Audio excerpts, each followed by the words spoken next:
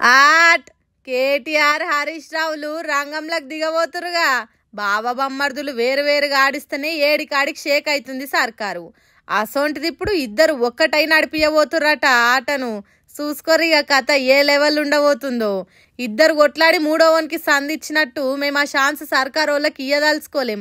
ఈ పాటికే మమ్మల్ని విడగొట్టనికే లేనిపోని కుట్రలు చేసిరు గాని గా పప్పులు మా తాను ఏముడికాయి. ఏదున్నా నేను కేసీఆర్ ఎట్లా చెప్తే గట్లనే ఇంటా, ఆయన వెంటనే నడుస్తా. హరీష్ రావుకు బీఆర్ఎస్కు పడతలేదు, పార్టీ మారుతాడు. కేటీఆర్కు హరీష్కు నడుమ లొల్లైంది అని లేనిపోని పుకార్లు లేపిర్రు. ఇట్లనే చూసుకుంటా కూర్చుంటే లాభం లేదు. ఈ ముచ్చట మీద నోరిప్పాల్సిందే అని కుల్లం మాట్లాడిండు కదా హరీష్ రావు. అటెనక కేటీఆర్ కూడా హరీష్ రావు ఇంటికి పోయి పుకార్లకు ఫుల్ స్టాప్ పెట్టినట్టు చేసిండు. ఇక ఇప్పుడు మొదలైన చూడు రస్సలాట.